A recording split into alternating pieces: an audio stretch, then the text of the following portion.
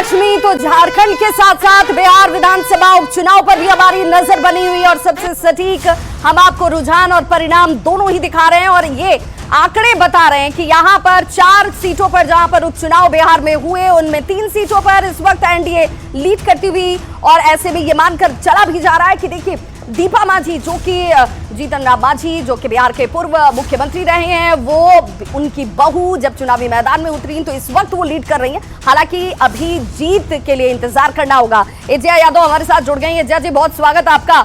पहले तो आपकी प्रतिक्रिया मैं इस उपचुनाव को लेकर ही लूंगी। 3 सीटों पर एनडीए इस वक्त लीड कर रही है।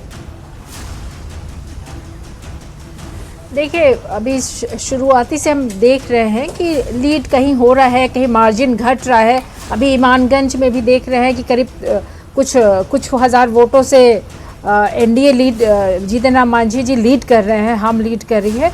लेकिन अभी कई राउंड्स बाकी है और क्योंकि मार्जिन छोटी है इसलिए कुछ कहा नहीं जा सकता है। अभी और राउंड्स हम लोग देखेंगे। हमारा जो सीट्स है वो हम लोग ज़रूर वहाँ तक पहुँचेंगे।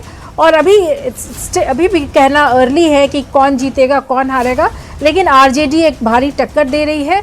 आरजेडी विक्ट्री निकलेगी। अभी और कुछ राउंड्स देख लें, हमें परिणाम और क्लियर हो जाएंगे। बिल्कुल। रोशन मांझी यहाँ पर पीछे चल रहे हैं, दीपा मांझी आगे चल रही है। और देखिए हमारे साथ अरविंद निषाद जी जुड़ चुके हैं। बहुत बहुत स्वागत सर आपका भी।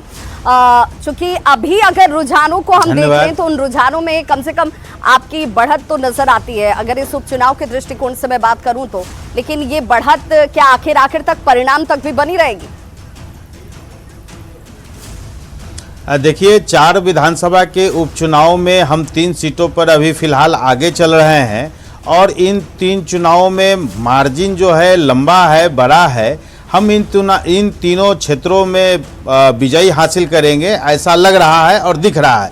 हमारा तो ऐसा मानना था कि हम रामगढ़ भी जीतेंगे, लेकिन रामगढ़ में बहुजन समाज पार्टी आगे चल रही है। हम इन 3 सीटों पर जीतेंगे और इस 3 सीट को जीतने के बाद आगे की जो विधानसभा आम चुनाव 2025 में होना है, इससे इस परिणाम से स्पष्ट दिखाई पड़ रहा है, परिलक्षित हो रहा है कि आगामी विधानसभा के चुनाव में हम पूर्ण बहुमत के साथ 2010 वाली जो स्थिति रही है बिहार में विधानसभा चुनाव का, हम उस आंकड़े को पार करेंगे ऐसा लग रहा है। पर ही जिस पे अभी आप सिर्फ लीड कर रहे हैं, जज कह रही हैं कि भाई ये तो शुरुआत है, अभी रुकिए, थोड़ा विलंब से तमाम चीजें जो है, तस्वीरें जो है साफ हो जाएंगी। तो मुझे भी लगता है कि ये बहुत ऐसा तो नहीं कि बहुत जल्दी कोई प्रतिक्रिया सामने आ जाए, इसलिए हम भी चाहते हैं कि आप भी सोच लें, विचार लें और फिर इसके बाद ही कोई प्रतिक्रिया सामने हो।